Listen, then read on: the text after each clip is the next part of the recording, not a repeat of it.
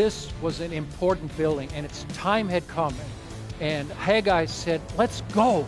And he was filled with the Spirit, and so were the other leaders. And the people jumped in and said, let's go. And they started up again in 520, almost 2 decades after they started. And 4 years later, in 516 BC, they were done and celebrated with huge sacrificing and a grand Passover that had not been seen in that land for many generations. Now, that brings us to the present time. That brings us today to Milwaukee, Wisconsin. And you and I now are faced with decision time, and your leaders have been praying to be filled with as much Spirit as God did back in the day to Zerubbabel and Joshua and Haggai. And we also call out to you today that it is time. Let us not be afraid. Let us be strong and work. Right now, God has also shaken the world, and things that didn't seem possible in the past are now happening.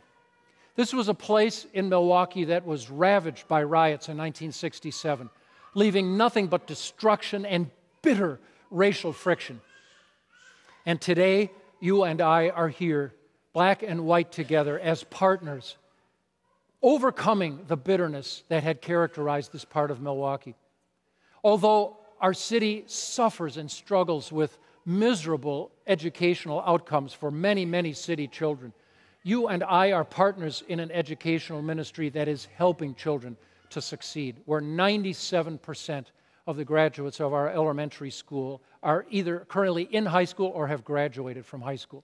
And you know the miserable numbers for many other children in the city who are being cheated out of a chance to compete in an economy that no longer rewards and pays for just grunt, brute labor. You now must work with your brain. You will not get very far in life without an education today. That's the facts. But we also live in an urban area with many people running around where there is no Christ and no God in them. There are people whose lives are wrecks because they never heard or once knew and forgot what God said, that without me, you can pile up wealth, but it'll slip through your fingers. You can party and try to have fun, but it will not satisfy, because without me, you can't get no satisfaction. I am the center. You leave me out, nothing you build will last. Leave me out, and nothing will satisfy. And you and I have been invited first to believe and inhale and enjoy the great message of the gospel, that the dirt and filth and immorality in the heart that you were born with, the failure you were born with, the tag of convict you were born with, condemned to die, has been removed by the work of Jesus Christ. And you yourselves have been given a change in title from convict to precious child, from loser to winner, from dead man, dead woman walking, to living in Christ, will never die. You have been given the promise of immortality. You have been given the promise of the resources of God behind you in your life to accomplish your mission.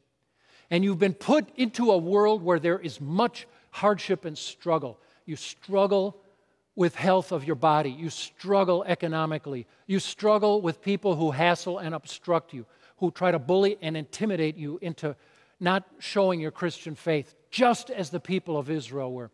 But God allows that struggle only to inspire you to claim His strength and rise up and move on. And I'm telling you today, it's time to build, just as it was back then.